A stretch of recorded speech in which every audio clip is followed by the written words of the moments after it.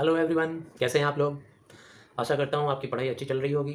आज हम लोग डिस्कस करने वाले हैं सीबीएसई बोर्ड क्लास 9 मेरे संग की औरतें।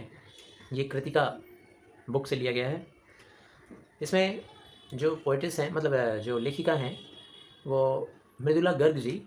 वो अपने जीवन के बारे में, जीवन के प्रारंभिक दिनों के बारे में बताती हैं कि किन तरह के लोगों की संगति में उनका बचपन गुजरा, किस तरह के लोगों की, स्पेशली मतलब महिलाएं, जो महिला वर्ग था उनके परिवार का, उनकी दादी, उनकी नानी, उनकी माताश्री, उनकी बहनें, इन सब के साथ उनका बचपन कैसे गुजरा, इसके बारे में वो बताती हैं। तो जो सबसे पहला पेज नंबर है, पेज नंबर 13, उसमें वो बताती हैं कि मेरी एक नानी थी, मैंने कभी उन्हें देखा नहीं। मेरी माता के शादी होने के पहले ही नानी का देहांत हो गया था। शायद नानी से कभी कहानी नहीं सुनी, इसीलिए ज़िंदगी में ज़िंदगी भर कहानी सुनाने का पेशा अपना लिया। यानी खुद के लेखिका बनने के बारे में बता रही हैं। और इतना ज़रूर जाना नानी के बारे में, नानी के द्वारा कहानी तो कभी नहीं सुनी, लेकिन नानी के बारे में कहानी सुनी। और वो कहानी ये थी कि मेरी नानी अनपढ़ थी, पर्दानशी थी, पारंपरिक भी थी, परंपरा में रहने वाली, चलने वाली। उनके पति जो थे ना, यानी मेरे नाना जी, वो बैरिस्ट्री करने के लिए, बैरिस्ट्री का मतलब वकालत, जब इंग्लैंड से वकालत करते हैं तो उसे बैरिस्ट्री कहते हैं, और जो वकील बन जाता है उसे बैरिस्टर कहते हैं, और जो इंडिया से वकालत करता है उसे हम लोग एडवोकेट कहते हैं। तो वो विलायत चले गए वहाँ पर बैरिस्ट्री करने के लिए, कैम्ब्रिज, विलायत मतलब लंदन, और विश्वविद्यालय, कैम्ब्रिज विश्वविद्यालय से उन्होंने डिग्री पाया। और जब लौटे तो नाना जी का रीति रिवाज, चाल चलन, रहन सहन सब अंग्रेज़ों जैसा हो गया था। लेकिन कभी भी मेरी नानी के आज़ादी के ऊपर उनका कोई भी असर नहीं पड़ा। मेरी नानी अपनी इच्छा, आकांक्षा या पसंद या नापसंद, इन चीज़ों के ऊपर इजहार नहीं होने दी कभी भी। कभी भी अपनी इच्छाओं को अपने पति के ऊपर ऐसा जोर नहीं डाला कि ये मेरी इच्छा है, ये मेरी अनिच्छा है, मेरा नापसंद है, मेरे हिसाब से रहिए या ऐसे कीजिए। तो ये पहला पेज कंप्लीट हुआ। अब नेक्स्ट पेज देखते हैं। जैसा कि मेरी नानी का बहुत ही कम उम्र में मौत के करीब ज़िंदगी उन्हें खींच ले आई, यानी वो बीमारी की शिकार हो गई। और 15 वर्षीय इकलौती बेटी यानी मेरी माँ जो थी ना, वो 15 साल की थी, और मेरी नानी को उनका शादी का ख्याल सताने लगा।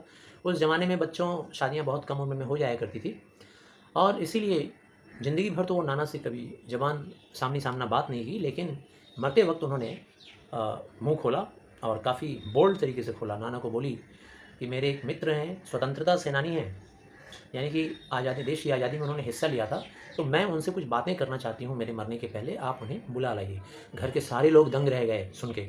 भाई, जो औरत आज तक अपने पति से बात नहीं की फ्री होकर के, वो आज अपने दोस्त से इस उम्र में बात करना चाह रही है मृत्यु के पहले। खैर, मेरे नाना जी ने भी इज्जत रखा, और वो ज़्यादा समय ज़ाया नहीं किए, और तुरंत मेरे नानी के मित्र प्यारेलाल शर्मा जी को बुला लाए, मेरी नानी की मर्ज़ी के मुताबिक।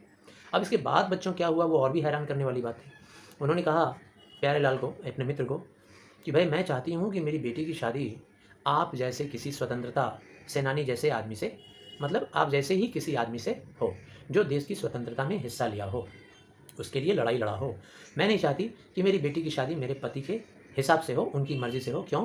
क्योंकि मेरे पति जो हैं वो साहब हैं। साहब बोलने का मतलब अंग्रेज़ों के जैसे उनका जीवन शैली है, उनका जीवन का जीने का ढंग है, तो उनके जैसे मैं लोगों से शादी नहीं करवाना चाहती, क्योंकि वो लोग जी हुजूरू में लगे रहते हैं, आज्ञाकारी होते हैं अंग्रेज़ों के। तो उनके जैसे लोगों से हमको शादी नहीं करवानी है। हमको देश की आज़ादी से के लिए लड़ने वाले किसी स्वतंत्रता सेनानी से मुझे शादी करवानी है अपनी बेटी की। बाद में मुझे समझ में आया कि मेरी नानी काफ़ी स्वतंत्र विचारधारा की रही होगी। और भाई, कैसे समझ में आया? क्योंकि घर में तमाम उबाऊ ज़िंदगी, पारंपरिक ज़िंदगी, तो पारंपरिक मतलब ट्रेडिशनल, तो ट्रेडिशनल लाइफ जीने में, घरेलू लाइफ, भाई पहले तो टीवी नहीं था, फ़ोन नहीं था, घर न्यूज़पेपर भी अक्सर पढ़ नहीं पाते थे बहुत सारे लोग, तो घर में अकेले रहते थे, उबन वाली होती थी ज़िंदगी, खामोश ज़िंदगी होती थी। ऐसे में उनका फ्रीडम छीन लिया जाता था, और उनको मौत आ जाती थी, बहुत बीमारी के शिकार हो जाते थे। लेकिन मेरी नानी हमेशा ही आज़ाद तरीके से रही, और अपने तरीके से जीवन जी, कभी भी मजबूर नहीं हुई कि मेरे नाना जी के हिसाब से ही उसको जीना पड़ेगा। तो ये हुआ जीस्ट पेज नंबर 14 का। आगे पढ़ते हैं फिर। खैर, नानी की आखिरी ख्वाहिश और हमारे नाना जी का रजामंदी रंग लाया, और मेरी माता जी की शादी एक स्वतंत्रता सेनानी से हो गई। मेरे पिताजी जो थे, वो स्वतंत्रता के आज़ादी के लिए, मतलब स्वतंत्रता के लिए, देश की आज़ादी के लिए आंदोलन में हिस्सा लेने के अपराध में उनको आईसीएस का एग्ज़ाम देने नहीं दिया अंग्रेज़ों ने। आईसीएस मतलब इंडियन सिविल सर्विस का एग्ज़ाम देने के लिए भी अंग्रेज़ों ने मना कर दिया। और बेचारी मेरी माँ गांधी जी के सिद्धांतों के चक्कर में सादा जीवन जीने के लिए मजबूर हुई। मेरे पिताजी ऐसे स्वतंत्रता सेनानी थे तो भाई मेरी माँ भी मजबूर हो गई। इतने दुलार से, लाड़ प्यार से पली बढ़ी, लेकिन खादी का कपड़ा पहनने के लिए, साड़ी पहनने के लिए मजबूर हो गई। बेचारी रात भर साड़ी पहनने का प्रैक्टिस करती थी ताकि दिन के टाइम में उसको किसी के सामने शर्म महसूस ना करना पड़े। कुछ ऐसी स्थिति थी। और मेरी दादी मेरी मम्मी को कहा करती थी कि भाई इतनी कोमल है, इतनी सुकुमार है कि क्या कहें। मेरी मम्मी को काफ़ी सुकुमार और कोमल कहा करती थी। क्यों नहीं? भाई इसकी दो वजह थी। मेरी मम्मी को सुकुमार या कोमल कहने के दो कारण थे। पहला कारण तो ये था, मेरे नाना जी जो थे ना, वो साहबी मिजाज के थे, यानी अंग्रेज़ों के मिजाज के थे। उसी के जैसा हाव भाव, रंग रूप, चाल चलन, पढ़ाई लिखाई, योग्यता, सब कुछ अंग्रेज़ों जैसा ही था मेरे नाना जी का। और उस ज़माने में प्रचलन ये था कि आप चाहे जितने भी बड़े देशभक्त हों, लेकिन गांधी जी की बात कर लो, चाहे नेहरू जी की बात कर लो, हर एक देशभक्त जो कितना भी बड़ा देशभक्त हो, लेकिन अंग्रेज़ों को वो लोग एडमायर करते थे, उनकी प्रशंसा किया करते थे। तो मेरे पिताजी और मेरे पिताजी का जो परिवार था, मेरे दादा दादी, ये लोग भी कुछ ऐसे ही थे। भले ही परिवार स्वतंत्रता सेनानी था, लेकिन अंग्रेज़ों की वाहवाही करते थे और इसीलिए दबदबा मेरे नाना जी का था, क्योंकि मेरे नाना जी ने अपनी फूल सी बच्ची को एक स्वतंत्रता सेनानी के परिवार में सौंप दिया था। तो लोग मेरे नाना जी का दबदबा महसूस करते थे कि भाई, मेरे पिताजी भी महसूस करते थे, मेरे दादाजी भी, कि हम लोगों का संबंध एक साहब के परिवार में हुआ है, उनकी बेटी हमारी बहू है, ऐसा सोचते थे। तो एक वजह तो ये था मेरी माताजी के फूल सी होने का, मतलब बहुत नाजुक होने का। और दूसरा बात ये था कि मेरी मम्मी जो थी वो निष्पक्ष महिला थी, यानी किसी का पक्षपात नहीं करती थी, गैर दुनियादारी वाली महिला थी, नज़ाकत भरी हुई थी, अदाएँ थी उसके अंदर, खूबसूरती थी। और पारिजात से कम जादुई नहीं थी। पारिजात एक तरह का पुष्प होता है, फूल होता है, या यूँ कहिए कि बहुत ही मासूम या कोमल अंदाज, इसी रूप में उसका पारिजात का उदाहरण दिया गया है या तुलना किया गया है मेरी माता का उनके साथ। और हर ठोस, मेरी मम्मी से कोई भी ठोस काम करवाने के लिए, मतलब सॉलिड काम करवाने के लिए, पहले उनसे उनकी इजाज़त ली जाती थी, ज़बानी राय। जब मेरी मम्मी मंजूर होती थी तब जा कर के वो काम किया जाता था, और अगर मम्मी मंजूर नहीं हुई तो वो काम उनसे नहीं करवाया जाता था। ये हो गया थर्ड पेज। मैंने अपनी दादी को कई बार ये कहते हुए सुना था कि भाई हम हाथी पे हल ना जुतवाया करते हैं, हम पे बैल है। कहने का मतलब है कि इतना सुकुमार और खा पी कर मोटे ताजे हो जाओगे, मतलब हम बच्चों को कहा करती थी दादी जी, तो ऐसे लोगों की हमारे घर में ज़रूरत नहीं है, बल्कि हमें हमारे घर में बैल की ज़रूरत है जो खूब काम कर सके। तो बचपन में ही मुझे इस बात का मतलब समझ में आ गया था, मेरी दादी का मतलब। इसीलिए ममतालू परवरिश मतलब मामा जी के वहाँ या नाना जी के वहाँ रह के जो बच्चे पलते हैं, बढ़ते हैं, उनको थोड़ा ज़्यादा दुलार मिलता है, उनको ज़्यादा प्यार मिलता है। तो मैं ऐसा नहीं चाहती थी कि ममतालू परवरिश होने में सिर्फ़ मेरी मम्मी ऑब्जेक्ट नहीं करती थी, और मेरी मम्मी को छोड़ कर के ऑब्जेक्शन सारे लोगों को था। मेरे घर की, मेरी दादी की सारी जेठानियाँ मतलब उनके जो उनसे सीनियर औरतें थी घर की, और क्या कहते हैं, मेरे पिताजी भी, ये सारे लोग हम पर मुस्तैद रहते थे, हम पर जोर देते रहते थे कि हम लोग कर्मठ बने, घर में काम-काज करते रहें। और मेरी माँ जो थी ना, उसको आज़ादी का बहुत जुनून था, भरपूर जुनून था। वो अपने तरीके से उस जुनून को निभाती भी थी। ज़ाहिर है भई, जब जुनून आज़ादी का है, तो उसे निभाना भी आज़ादी से चाहिए। जुनून यानी कि पैशन, अगर आज़ादी का हमारे अंदर पैशन है, तो उसको निभाने का तरीका भी हमारा पैशनेट होना चाहिए, आज़ादी से भरा रहना चाहिए। जिस तिस से पूछ कर काम नहीं किया जाता है, खुद अपनी मर्ज़ी से काम किया करती थी मेरी माँ। हमने अपनी माँ को कभी भारतीय माँ के जैसा नहीं पाया। मतलब ऐसा नहीं कि जो हमारे साथ, हमारे लिए उठकर सुबह नाश्ता बना दे, हमारे लिए हमारे कपड़े धो दे, या हमारी बहुत सारी ढेर सारी चिंताएँ करे, या हमें अच्छी बहू बनने का, भविष्य में अच्छी बहू बन सकें हम लोग, इसकी सीख भी हमारी माँ ने नहीं दी। जैसे कि भारतीय औरतें बताती हैं ना, बच्चों को, जब लड़कियाँ बिगड़ती हैं, थोड़ा-सा काम नहीं करती हैं, तो माँ ये कहती हैं, भई ससुराल में जाओगी तो तुम्हारा कोई ठिकाना नहीं होगा वहाँ पे, सब लोग तुमको नापसंद करेंगे। ऐसा कुछ हमारी माँ हमें राय या शिक्षा नहीं देती थी। मेरी माताजी कभी भी अपने ससुराल में, यानी मेरे घर पर, मेरे पिताजी के घर, कभी भी घरेलू कामों में हिस्सा नहीं लेती थी, कभी भी उनमें हाथ नहीं बटाती थी। और उसका वजह क्या होता था, पहली बात तो ये थी कि वो बीमार रहा करती थी। मेरी माताजी भी कम उम्र में ही मेरी नानी की तरह बीमार हो गई। और दूसरी वजह थी कि मेरी मम्मी का जो था वो अरुचि भी था, मतलब डिसइंटरेस्ट, उनका इंटरेस्ट भी नहीं था। उनका ज़्यादा से ज़्यादा वक़्त गुज़रता था किताबों को पढ़ने में, या फिर साहित्य या संगीत की चर्चा करने में, संगीत सुनने में, इन्हीं चीज़ों में उनका इंटरेस्ट था। और घर के लोग उनको आम औरतों की तरह धरते पकड़ते भी नहीं थे कि भाई ये कर दो, वो कर दो, इस चीज़ में तुम्हारा इंटरेस्ट होना चाहिए, इसमें होना चाहिए, कभी नहीं। पहली बात तो ये थी, पहले हम लोग बात कर चुके इसके पिछले पेज में, कि वो साहबी ख़ानदान की थी, यानी मेरे नाना जी साहब थे भाई, अंग्रेज़ों के मोइंदे थे, साहब थे। और दूसरी बात ये थी कि मेरी मम्मी के अंदर दो और क्वालिटी था। पहली क्वालिटी ये था कि वो कभी झूठ नहीं बोलती थी। अक्सर महिलाएं झूठ बोलती हैं, इधर की बात उधर करती हैं, तो ये दो बातें उनके अंदर थी, कभी झूठ नहीं बोलती थी और इधर की बात कभी उधर, ऐसा दूसरों के बीच में चुगलखोरी की काम नहीं किया करती थी। इसलिए एक परिवार में उनका इज्जत था। पहले क्वालिटी की वजह से घर में उनको सम्मान मिलता था, और बाद की जो दो क्वालिटी थी, यानी कि इधर की बात उधर ना करना, या फिर झूठ नहीं बोलना। इसकी वजह से क्या होता था कि उनको बाहर वालों के साथ भी दोस्ती का मौका मिलता था। सब लोग उन्हें अच्छा दोस्त मानते थे। मेरी भी अच्छी दोस्त थी मेरी माँ, क्योंकि मम्मी का काम तो मेरे पापा ही सँभाल लिया करते थे। मेरा खाना बनाना, मेरे बारे में ख़्याल रखना, मेरा बिस्तर लगा देना, हर चीज़ का ख़्याल रखना मेरे पापा कर लेते थे, और मेरी दोस्ती का काम वो मेरी मम्मी कर लेती थी। तो ये हुआ हमारी माता के बारे में कुछ विवरण। अब आइए नेक्स्ट पेज में चलते हैं। हमारे घर में प्राइवेसी भी बहुत ज़्यादा थी, यानी निजत्वता, निजत्व गुण हमारे अंदर सभी के अंदर था, हर परिवार में, मतलब हमारे परिवार में। हमारे परिवार में हम लोग, यानी मृदुला गर्ग कह रही हैं कि हम लोग 6 भाई बहन थे, फिर हमारे माता पिता थे, फिर हमारे दादा दादी थे। इतने लोग घर में एक साथ रहते थे, फिर भी निजत्व सबका था, बरकरार था। और इसी निजत्व, इसी प्राइवेसी का फ़ायदा उठा करके मैं और मेरी 2 बहनें और मेरा भाई, हम 4 लोग लिखने में अपने आप को समर्पित कर दिए। यानी कि कोई हमसे पूछता नहीं था कि बेटा क्या कर रहे हो, क्यों कर रहे हो। इसी का फ़ायदा उठा करके हम लोग राइटर बन गए। अच्छा, लेखिका कह रही हैं कि हमारे पूर्वजों में हमारी नानी जैसी मनबढ़ महिला, यानी कि जिसका मन बढ़ा हुआ था, अपनी मर्ज़ी से सब कुछ करती थी। या फिर मेरे पूर्वजों में मेरी माँ को ही ले लीजिए, वो भी एक मनबढ़ महिला थी, जिसका मन थोड़ा-सा आज़ाद था, जो चाहती थी वही करती थी। अब अगर नानी और मम्मी की बात कर लें तो चलो ठीक है, यहाँ तक समझ में आता है। लेकिन हमारे पूर्वजों में एक और थी, जो इस लीक से खिसकी हुई थी। लीक का मतलब क्या होता है? एक ऐसा रास्ता जिसमें सारे लोग चलते जा रहे हैं एक ही जैसे। अब किसी के घर में अगर डॉक्टर हो, दादाजी डॉक्टर, पापा डॉक्टर, मैं भी डॉक्टर, अब मेरा बेटा जो आएगा या मेरी बेटी जो आएगी वो टीचर बन जाएगी, तो वो लीक से खिसक गई, समझ लीजिए। तो मेरे पूर्वजों में लीक से खिसकी हुई मेरी एक दादी भी थी। अच्छा, ये जो मेरी दादी थी ना, उन्होंने व्रत ले रखा था। सॉरी, दादी नहीं, वो एक परदादी थी। परदादी मतलब मेरी दादी से भी सीनियर, उनकी सासू माँ, तो मेरी परदादी थी। और उनका ये था कि भई वो जैन समाज का जो अपरिग्रह वाला जो सिस्टम होता है, उसको उन्होंने मना लिया था। अपरिग्रह का मतलब क्या होता है भई? जिसमें कोई भी चीज़ को इकट्ठा नहीं करेंगे हम लोग, संग्रह नहीं करेंगे। अपने पास उसको इकट्ठा करके नहीं रखेंगे। कोई भी चीज़, जैसे धन संचय करना हुआ, बहुत सारे कपड़े संचय करके रखना हुआ, बहुत सारी ज़मीनें, जायदाद, संपत्ति को संचय इकट्ठा करके रखना, ये इसमें वो विश्वास नहीं करती थी। उनका ये मानना था कि अगर उनके पास 2 साड़ियों से ज़्यादा साड़ी अगर हो जाएगी, तो तीसरी को वो दान दे दिया करती थी। इससे भी बड़ा रोमांचक उनके अंदर ये था, पूर्वजों से लीक से खिसकने का, वो ये था कि वो कहती थी कि भाई मेरा पहला बच्चा जो हो, मेरा नहीं, सॉरी, हमारे घर में पतोहू का जो पहला बच्चा हो, वो पहला बच्चा कैसा होना चाहिए भई? लड़का नहीं बल्कि लड़की होनी चाहिए। उस ज़माने में सारे लोगों की ये मान्यता थी। उस ज़माने में क्या भई, आज के ज़माने में भी होती है कि लड़का होना चाहिए, ठीक है ना? लड़की नहीं होना चाहिए। तो हमारी उस परदादी का ये सोच था कि हमारी पतोहू को, यानी हमारी जो डॉटर इन लॉ है, उसको अगर कोई बच्चा हो तो कैसा हो? पहला लड़की होना चाहिए। सबके मुँह खोले के खोले रह गए ख़ानदान में, ये कैसी सोच भई? सबसे पहली लड़का होना चाहिए ना?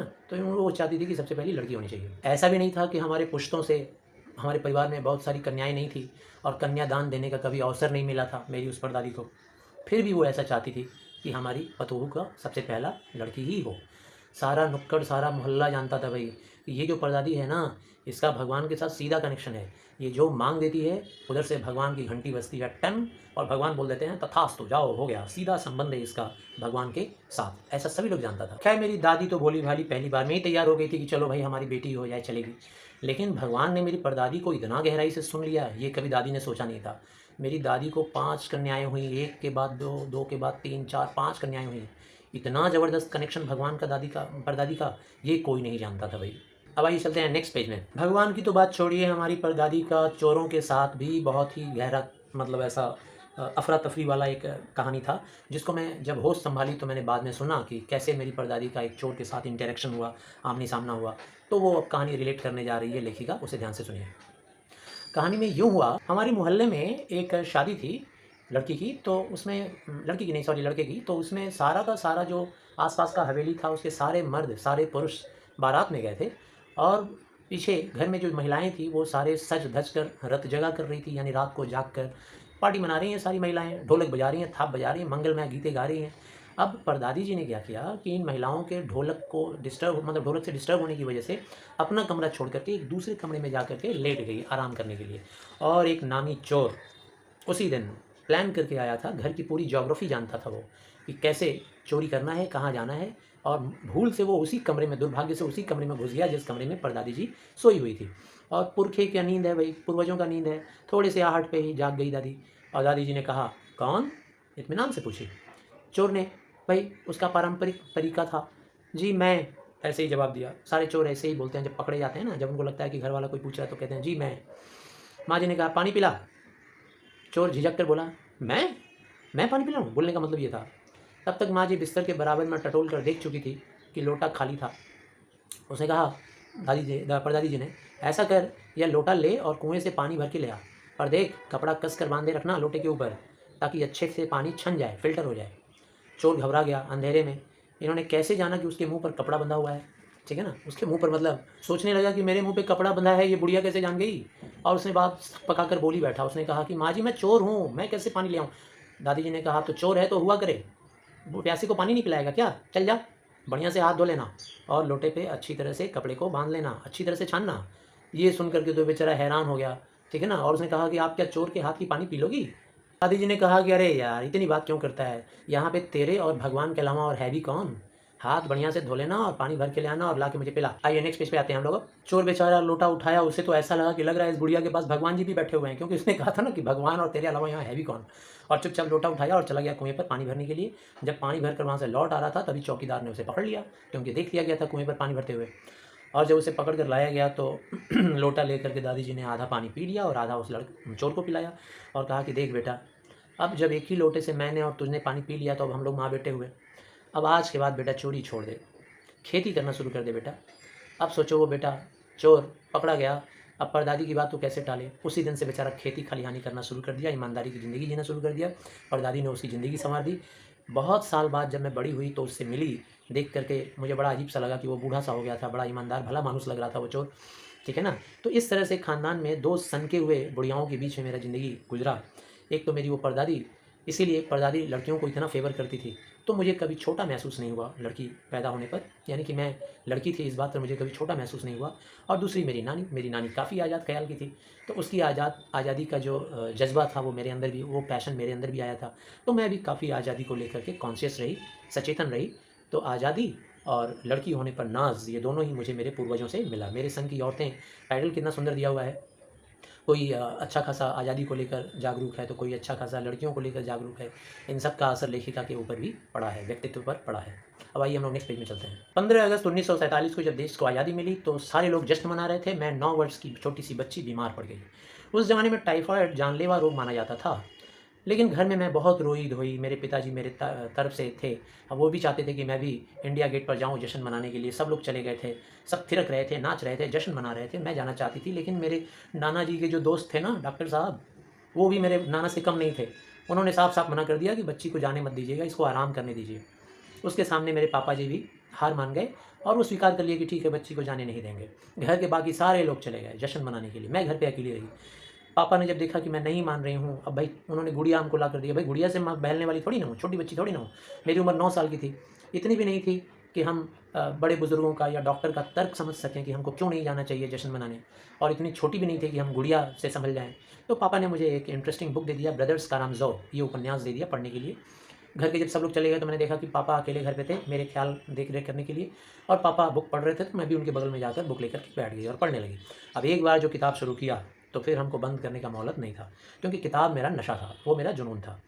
और फिर उस किताब का कितना हिस्सा मुझे उस वक्त समझ में आया ये तो मैं नहीं बता सकती, क्योंकि उस किताब को मैंने आगे ज़िंदगी में कई बार पढ़ा था। हर बार उस किताब का कुछ ना कुछ असर मेरे ऊपर आया, मेरे दिमाग पे आया। पहली बार में कितना समझी, दूसरी बार में कितना समझी, तीसरी में, ये मैं नहीं बता सकती, लेकिन उसका बहुत कुछ अंश हमारे दिमाग में आ गया। और आगे जाकर भविष्य में जब मैं लेखिका बन गई तो मेरे कुछ नाटक, जैसे जादू का कालीन, जैसे एक कहानी थी नहीं, जैसे एक था 3 किलो की छोरी, इन कहानियों में, जैसे एक और था कठगुलाब उपन्यास, इन कहानियों में मेरा वो जो ब्रदर्स कारामज़ोव का जो मेरा अंश एक था जो मेरे दिमाग में अमिट रूप से बैठ गया था उस किताब का, ब्रदर्स कारामज़ोव का। और वो अंश क्या था? बच्चों पे होने वाले अत्याचार, मतलब बच्चों को कैसे परेशान या उनको अत्याचार किया जाता है। वो जो पार्ट था ना उस बुक का, वो पार्ट मेरे दिमाग में रह गया, और जो जो मैंने लिखा भविष्य में, उन चीज़ों में कहीं ना कहीं मेरे उस आइडियाज़ को मैंने डाला है, बच्चों के ऊपर होने वाले अत्याचार को मैंने डाला है। तो भाई ये नेक्स्ट पेज पढ़ते हैं हम लोग। हमारी परदादी की मन्नत का असर रहा होगा कि भाई मैं ही नहीं, मेरी जैसी मेरी 4 बहनें भी लड़की होने के नाते किसी हीन भावना का शिकार महसूस नहीं करती थी, मतलब उसकी शिकार कभी नहीं हुई। और मेरी माँ, मेरी नानी और मेरी परदादी की परंपरा हम लोगों ने बरकरार रखा। हम लोग भी लीक से थोड़ा अलग हो गए, लीक से इनकार नहीं किए, लीक पर चलने से भी इनकार किए रहे हम लोग। लीक मतलब वही जो परंपरागत तरीका है उस पर चलना हम लोगों को वाजिब नहीं था, हम लोग उससे थोड़ा हट कर चलते रहे। तो कैसे, अब अपने बहनों की कहानी बताती है लेखिका, कहती है कि मेरी सबसे पहली बहन जो थी वो थी मंजुला भगत, बहुत बड़ी लेखिका का अवतार लेकर पैदा हुई। भाई हम लोग जैन परिवार से थे, तो बचपन से तो उसका नाम था रानी, घर का नाम था रानी, लेकिन बाहर का नाम था मंजुला। शादी की तो नाम हो गया मंजुला भगत, पति का नाम उसने ले लिया और पति के नाम को लेने में उसने हीन भावना महसूस नहीं की। इसलिए अब दूसरे नंबर पे मैं थी, मेरा नाम था घर का उमा और बाहर का मृदुला। मैंने भी शादी के बाद लिखना शुरू किया, तो बतौर लेखिका नाम चला मृदुला गर्ग, ठीक है ना। तो सभी लोग अपने अपने टाइटल, अपने पति के टाइटल को हम लोगों ने ले लिया, तो हम लोग लीग से थोड़ा अलग ही रहे, डिफरेंट ही रहे। मैंने जब नाम रखा मृदुला गर्ग तो उस टाइम में नारीवाद का चलन चल रहा था भाई, बहुत बड़ा आंदोलन चल रहा था और रिवाज बन गया था कि कोई भी महिला शादी के बाद अपने पति का टाइटल नहीं लेगी बल्कि अपना नाम बरकरार रखेगी। तो उस नारीवाद के नेताओं ने, कई लोगों ने मुझसे भी पूछा कि भाई आप लोग ऐसा क्यों डेयरिंग कर रहे हो कि अपने नाम के सामने अपने पति का टाइटल लगा रहे हो। मैंने कह दिया भाई कि नाम बदलने से मेरे व्यक्तित्व पे कोई चेंज आ रहा है ऐसा तो मुझे नहीं दिख रहा है, कोई नुकसान तो मुझे दिख नहीं रहा है। और मेरे पिताजी को दुनिया भर के ताने देते थे लोग, कहते थे कि भाई 5-5 बेटी पैदा करके तुम्हारा मन नहीं भरा, जो सबका 2-2 नाम और रख दियो, है ना। अब ये जवानी की बात सुनने के बाद मेरे पापा इतने डिस्टर्ब हो गए कि अंतिम में जो 2 बच्चे हुए उनका उन्होंने 2-2 नाम नहीं रखा। जैसे मेरी बाद वाली जो लड़की थी उसका घर का नाम था गौरी और बाहर का नाम था चित्रा, और वो लिखती नहीं थी, वो लेखिका नहीं बनी, क्योंकि उसका ये तर्क था कहना कि भाई मेरे घर में सब लोग लिखते हैं तो पढ़ने वाला भी तो कोई चाहिए। चौथी और 5वीं बेटियां जो थी वो पिताजी ने इतना बात सुना कि उन लोगों का दूसरा नाम नहीं रखा, एक का नाम था रेणु और एक का नाम था अंचला। अच्छा, अंचला के बाद हमारा जो 6वां नंबर भाई हुआ उसका नाम था राजीव। और मज़े की बात यह है कि बीच की सिर्फ 2 बहनें ही लेखन से बची रही और अंचला और राजीव फिर उसमें जाकर फंस गए। तो यानी कि रेणु और चित्रा, यानी कि जो हमारी एक बहन थी ना गौरी, जिसका बाहरी नाम था चित्रा, रेणु और चित्रा बचे रहे लिखने से, बाकी अंचला और राजीव फिर लिखने में लग गए। अंचला मुझसे 8 साल छोटी है और वक्त के बदलाव की लाज रखते हुए अंग्रेजी में लिखती है अंचला। तो राजीव फिर भी हिंदी के हवाले हो गया, राजीव हिंदी में लिखता है। Next page. हम चार भाई बहन लिखते हैं और तमाम खानदान हमें पढ़ता है। हमारे ससुराल में तो मुझे कोई भी नहीं पढ़ता है, चलो इसकी वजह से घर में थोड़ा आलोचना होने से मैं बच जाती हूँ। खैर, अब बताती है अपने उन 2 बहनों के बारे में, अदेवियों के बारे में। अदेवी मतलब खुद को 4 लोगों को देवी देवता मानती है लिखने की वजह से, और कहती है कि बाकी की जो 2 हैं ना, जो मेरी परदादी की मन्नत के नतीजतन इस धरती पर आ गई थी, जो लिखती नहीं है 2 बहनें, उनके बारे में ज़रा बता रही है। कह रही है कि भाई जो हमारी जो चौथे नंबर की जो बहन है रेणु, वो रेणु भाई बहुत ही गजब स्वभाव है उसका, तानाशाही मानती है किसी चीज़ को, गाड़ी में बैठने को। जब रेणु अंचला को लेकर के स्कूल से लौटती थी या स्कूल जाती थी तो कहती थी कि हम बस में नहीं बैठेंगे। स्कूल से आते वक्त बस में नहीं बैठती थी। जब उससे पूछा जाता था क्यों नहीं, तो कहती थी इतनी सी दूरी तय करनी है, घर जाना है और उसमें बस में बैठ कर जाना, ये तो सामंतशाही हो गया भाई, ये तो तानाशाह हो गया, मैं बस में बैठ के नहीं जाऊँगी। जब पिताजी देखते थे कभी कभी कि अंचला गाड़ी में बैठ के आ रही है बस में और वो पीछे से तर-बतर पसीने से होके आ रही है, पिताजी उससे काफ़ी दुलार करते थे, उसको काफ़ी समझाते थे। लीक से चलने का उसका एक स्वभाव था, बिल्कुल अलग रहने का एक स्वभाव था। ये तो कुछ भी नहीं है, गाड़ी के बेड में बैठने के अलावा एक और चीज़ से उसको ऑब्जेक्शन था, पढ़ाई से। उसको किसी तरह हम लोगों ने 9-10 तक तो पढ़वा दिया, स्कूली शिक्षा तो उसकी पूरी हो गई। लेकिन जब बीए का परीक्षा देने का वक्त आया तो वो अड़ गई और उसने कहा कि भाई हम तो एग्ज़ाम नहीं देंगे, पहले हमको कोई समझाओ कि बीए पढ़ना क्यों ज़रूरी है, इसको पास करने का, परीक्षा पास करने का वजह क्या है। तीसरी बात तो ये थी, वो इतनी दिमाग की सरफिरी थी, एक बार तो उसने जो जनरल थिमैया थे, जनरल एक बहुत बड़े ऑफिसर थे अंग्रेज़ों के ज़माने के, तो उनको चिट्ठी लिख करके उनका चित्र मंगवा लिया कि भाई आप अपना पिक्चर हमको भेजिए। और जनरल थिमैया ने वो पिक्चर एक सोल्जर के हाथ से भेजा। सोल्जर मोटरसाइकिल पर बैठकर आया, पूरे इलाके में आकर के दग दग दग दग की आवाज़ से वो पिक्चर ला करके मेरी बहन रेणु को दिया। सब लोगों के बीच में उसका रुतबा बढ़ गया रेणु का, भाई रेणु का वैल्यू बढ़ गया कि जनरल थिमैया ने पिक्चर भेजा है, ठीक है। तो इस तरह से वो बीए की परीक्षा में बैठना भी नहीं चाह रही थी और एकदम इनकार कर दी थी कि पहले हमको तर्क बताओ कि इसको एग्ज़ाम देने के फ़ायदे क्या हैं, क्यों हम एग्ज़ाम दें, क्यों बीए पढ़ें। लोगों ने काफ़ी तर्क दिए। पिताजी ने कहा कि नौकरी कर लोगी तो मतलब बीए कर लोगी तो नौकरी पा जाओगी, तुम्हारी, कई लोगों ने कहा कि भाई तुम्हारी शादी कर पाओगी, तुम्हारी शादी हो जाएगी, लोग इज्जत से देखेंगे वगैरह वगैरह। लेकिन कोई भी तर्क ना तो पापा को मंजूर था, पापा खुद तर्क देते थे लेकिन पापा को भी विश्वास करने लायक वो तर्क नहीं लगता था, उचित तर्क नहीं लगता था, और मेरी बहन को भी वो तर्क सही नहीं लगा, ठीक है ना। तो आगे जाकर जो सबके घरों में होता है वही, उसके पापा भी डांट कर बोले मैं कह रहा हूँ तो इसलिए बीए करो तुम, बस चुपचाप। अब पापा की खुशी के लिए उसने बीए तो कर लिया, पास होने लायक नंबर भी ला दिए।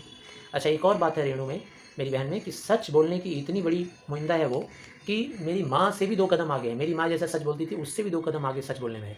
कभी कभी तो उसका सच लोगों को मजाक जैसा लगता है और इसीलिए बिना मेहनत का सच बोलकर वो लोगों को हंसा दिया करती थी। जैसे आज भी अगर कोई उसको परफ्यूम देता है ना प्रेजेंट में, तो वो कहती है नहीं चाहिए मुझे, मैं तो रोज़ नहाती हूँ। इस बात को सुनकर सभी लोग हंस। अब तीसरे नंबर की बहन चित्रा, वह कॉलेज पढ़ने तो जाती है पर खुद पढ़ने से ज़्यादा दिलचस्पी लेती है अपने शागिर्दों को, अपने जैसे दूसरे लोगों को पढ़ाने में। रिज़ल्ट ये आता है कि जब भी परीक्षा होता है तो उसके जो शागिर्द हैं, उसके जो चेले चपाटी हैं, वो ज़्यादा मार्क्स पाते हैं और वो कम मार्क्स पाती हैं। अच्छा, शादी करने का जब वक़्त आया तो लड़का उसने एक नज़र में पसंद कर लिया और ऐलान कर दिया कि भाई मैं शादी करूँगी तो इसी से करूँगी। अच्छा, माँ-बाप ही नहीं, खुद लड़का भी इस निर्णय से पता नहीं था, उसको भी लड़का जिसको जो देखने आया था मतलब इसको, हमारी तीसरी नंबर बहन को, चित्रा को, तो वो लड़का भी जो था ना समझ नहीं पाया डिसीज़न। माँ-बाप भी भाई बोले कि भाई कैसे तुमने सेट कर लिया ये शादी को? तो बताया उसने, कहा कि भाई मैं तो जो सोच लेती हूँ वो करके दिखाती हूँ, ऐसा मैंने लड़के को कहा। और जब मैंने उस लड़के को कहा कि मैं जो सोच लेती हूँ वो करके दिखाती हूँ, लड़का बेचारा डर के मारे पहली बार में ही हथियार डाल दिया। तो इस तरह से उसकी शादी हो गई, ठीक है ना? और हमसे जो सबसे छोटी बहन है अचला, अचला काफ़ी दिनों तक कुछ कम खिसकी मालूम पड़ती रही। पिता का कहा मानकर उसने पहले इकोनॉमिक्स पढ़ा, अर्थशास्त्र, फिर जर्नलिज़्म पत्रकारिता, और ढंग से पढ़ाई की, पास भी हो गई। पिताजी की पसंद से उसकी शादी भी हो गई। और उसके आगे फिर वो हम लोग की ख़ानदानी लीक में चल नहीं पाई। घर-बार में ज़्यादा मन नहीं लगता था। तो इस तरह से मंजुल यानी मेरी दीदी और मेरी तरह से उम्र के 30 साल पार करने के बाद लिखने का रोग उसको भी लग गया। अब आइए नेक्स्ट पेज पे चलते हैं। एक बात हम सारी बहनों में एक सी रही, घर-बार हम लोगों ने भले ही ना सँभाला हो, भले ही परंपरा जैसे ट्रेडिशनली सारी औरतें, इंडियन औरतें चलाती हैं, वैसा हमने भले ही ना चलाया हो, लेकिन हम लोगों ने कभी घर को तोड़ा नहीं, घर में आग नहीं लगाई, घर में झगड़ा नहीं किया। अच्छा, शादी एक बार की, उसको कायम रखा। तलाक होने की नौबत आ गई थी कई बार हम लोगों के बीच में, कहा-सुनी पति के साथ, लेकिन हम लोगों ने कभी नौका को डुबाया नहीं, शादी रूपी नौका को डुबाया नहीं। और इसलिए मैंने अपने पहले उपन्यास में ये मैंने लिखा था, ये बात मैंने बताया था। हम सभी विश्वास करती रही होंगी शायद कि मर्द बदल देने से, पुरुष बदल देने से अपने जीवन का हमारा समस्या तो समाधान हो नहीं जाएगा। हो सकता है दूसरा पुरुष है वो और भी ज़्यादा हम लोग को स्ट्रिक्ट हो जाए और हम लोग को आज़ादी से ना जीने दे। तो घर के भीतर रह के भी आज़ादी को एन्जॉय किया जा सकता है। शायद हम सारी बहनें ये बात मानती थी। शादी के बाद हम बिहार चले गए। भाई बिहार में एक जगह था डालमिया नगर, छोटा-सा कस्बा, जहाँ हम लोग गए थे ना, वहाँ पर सिचुएशन ये था कि स्त्री-पुरुष एक साथ जो पति-पत्नी हैं, पिक्चर देखने भी जाते थे तो अलग-अलग रो में बैठते थे। अब ऐसे जगह जाकर के मैं दिल्ली से कॉलेज का नौकरी छोड़कर आई थी और वहाँ आकर के हमें नाटक करने का शौक था, मतलब थिएटर में नाटक करने का। और नाटक में क्यों करना चाहती थी? क्योंकि मैं फ़ंड इकट्ठा करना चाहती थी। उस टाइम में अकाल चल रहा था भारतवर्ष में, तो अकाल में राहत कोष जमा करने के लिए, यानी कि जो फ़ंड होता है ना, रिलीफ़ फ़ंड इकट्ठा करने के लिए हमको बहुत सारी औरतें चाहिए होती थी जिसके साथ हम नाटक कर पाएँ। ये जो औरतें थी ना, जो अपने पति के साथ तक भी नहीं बैठती थी पिक्चर देखते वक़्त, इतनी पिछड़ी हुई सोच रखने वाली औरतों को हम लोगों ने मना लिया और मनाकर उनके साथ हम लोगों ने नाटक किया स्टेज पर, रंगमंच पर, और बहुत सारे पैसे इकट्ठा किए अकाल में राहत कोष के लिए। वहाँ से निकली तो कर्नाटक पहुँच गई, वहाँ और भी छोटा कस्बा था, तब तक मेरे 2 बच्चे हो गए थे। अब बच्चे स्कूल जाने की उम्र में आ गए थे, लेकिन वहाँ कोई ढंग का स्कूल नहीं था। अब बच्चों को स्कूल में दाखिल कराने के बारे में कई लोगों ने राय दिया, तो हम गए और बगल का एक कैथोलिक बिशप में दरखास्त किया। बिशप मतलब वो एक चर्च था, वहाँ मैंने दरखास्त किया कि भई आप आस-पास के जो सीमेंट कारखाने हैं उनसे आर्थिक मदद लीजिए, पैसे की मदद लीजिए और हमारे कस्बे में एक प्राइमरी स्कूल खोल दीजिए प्लीज़। तो क्योंकि मैं अपने बच्चे को कैथोलिक स्कूल में पढ़ाना चाहती थी, क्रिश्चियन स्कूल में। उन्होंने कहा कि देखिए इस इलाके में क्रिश्चियन जनसंख्या बहुत कम है, इतनी छोटी जनसंख्या के लिए हम लोग स्कूल नहीं खोल सकते। तब मैंने बार-बार चिट्ठी डालता रहा वहाँ पे, मतलब चिट्ठी डालती रही, अप्लाई करती रही और मैंने ये कहा कि भाई क्रिश्चियन ही बच्चे क्यों? नॉन क्रिश्चियन बच्चों को भी आप अपने स्कूल में पढ़ाइए। तब उन्होंने कहा कि ठीक है हम लोग कोशिश कर सकते हैं, एक शर्त पे, क्या आप हमें यकीन दिला सकती हैं कि ये स्कूल अगले 100 वर्षों तक चलेगा? मुझे गुस्सा आ गया। भाई कोई भी चीज़ दुनिया में 100 वर्षों तक चलेगा इसका तो गारंटी कौन दे सकता है? क्या इंसान 100 वर्षों तक जिएगा इसकी गारंटी हम दे सकते हैं क्या? तब वो लोग भी गुस्से में आ गए। उन्होंने कहा, मैडम देखिए बच्चा आपका नहीं पढ़ पा रहा है, ये समस्या आपका है, हमारा नहीं है। बात कड़वी थी लेकिन सच थी और सच के सामने सिर झुकाने की मेरी आदत बचपन से थी। मैंने सिर झुकाया और मैंने प्रकल्प लिया, मतलब एक संकल्प लिया कि मैं यहीं पर स्कूल खोलूँगी, हिंदी, अंग्रेजी और कन्नड़ तीनों लैंग्वेज वहाँ पढ़ाया जाए, ऐसा मैं स्कूल खोलूँगी। और वहाँ के कुछ खिसके हुए लोग, कुछ पागलपंथी वाले लोगों की मदद से और सरकार की मदद से मैंने वहाँ पर स्कूल खोला। मेरा बच्चा और भी आस-पास के अफ़सरों के बच्चे वहाँ पर पढ़ाई किए और आगे जा कर के वो बच्चे बहुत बड़े-बड़े यूनिवर्सिटी और स्कूलों में एडमिशन भी पाए। अब बताती हैं लेखिका इस पेज नंबर 25 में कि ऐसे बहुत सारे मौके आए जब मैंने अपने ज़िद्दीपन का नमूना पेश किया। सबसे बड़ी मेरी ज़िद तो ये थी कि मैं बाकी लेखकों की तरह से एक जैसी सोच नहीं रखती थी। मेरा सोच थोड़ा अलग था, मेरा लेखन थोड़ा अलग था। मैं अपनी पहचान हमेशा तलाशती रही। पर हाँ, मेरी छोटी बहन का जो ज़िद है ना रेणु का, उसकी मुकाबला मैं नहीं कर सकती। 1950 के अंतिम दौर की बात है। एक रात दिल्ली में बहुत ज़ोर की बारिश हुई, 9 इंच बारिश हो गई। पूरा दिल्ली का नाला-परनाला सब कुछ एकदम भर गया और सारे सरकारी दफ़्तर, स्कूल सब कुछ बंद हो गए। सरकारी दफ़्तरों का हाल तो ये होता है कि जो निचले तल्ले में होते हैं, ग्राउंड फ्लोर में, उनका फाइल-वाइल सब पानी में बहने लगता है। सड़क पर पानी आ गया, सब कुछ हो गया। रेणु के स्कूल जाने का टाइम हुआ, स्कूल बस भी नहीं आया। लोगों ने मना किया कि भाई इतना बारिश हुआ है तो स्कूल बंद होगा तुम्हारा। लेकिन रेणु ने कहा उससे वो कोई फ़र्क नहीं पड़ता है, मैं पैदल चली जाऊँगी, कोई बात नहीं। लोगों ने मना किया लेकिन वो चलती गई और उस बारिश में जहाँ सारा सन्नाटा था चारों तरफ, वो चुपचाप आगे बढ़ती गई। 2 मील पैदल चलकर स्कूल पहुँची और जब वहाँ पहुँची तो वही हुआ, स्कूल बंद था। चौकीदार भी देखकर दंग रह गया और उसके बाद फिर से 2 मील पैदल चल के वापस घर आई। लोगों ने कहा घर में, हमने कहा था ना स्कूल बंद होगा, तो उसने कहा कि भाई स्कूल बंद था तो मैं वापस आ गई, इसमें आपका कहना कहाँ से आ गया। अब अंतिम पैराग्राफ में पेज नंबर 26 में लेखिका कहती है कि सोचती हूँ कैसे रोमांच का अनुभव हुआ होगा उसे, यानी कितनी स्वतंत्र है सोच उसकी। और उस दिन जगह जगह पानी से लबलब करते सुनसान शहर में निचाट अकेले अपनी धुन में अपने मंजिल की तरफ चलते चले जाना, सब अकेलेपन का मजा ही अकेलेपन का मजा ही कुछ और है। इस अंतिम पैराग्राफ में लेखिका मृदुला गर्ग अपने बारे में भी कह रही है कि सच में कोई कुछ भी कहे, मैं जिस तरीके से लिख रही हूँ, लीक से थोड़ा हट कर खसक कर अपने धुन में सवार अपने मंजिल की ओर चुपचाप चलते चले जाना सच में कितना रोमांचक है, कितना मज़ेदार है। लोग क्या कहते हैं, क्या सुनते हैं, खुद को आज़ाद महसूस करना, अपनी आज़ादी को अपने मन में, अपने दिल में, दिमाग में, आत्मा में बसा लेना कि मैं कुछ भी करने के लिए स्वतंत्र हूँ, ये अपने आप में एक बहुत सोच है। आशा करते हैं आप सभी को समझ में आया। Thank you. थोड़ा लाइक किया कीजिए, सब्सक्राइब कर दिया कीजिए चैनल को अगर आपको पसंद आए। पढ़ते तो सभी हैं, समझते हैं, लेकिन लाइक करने में क्या जाता है आपका। Thank you.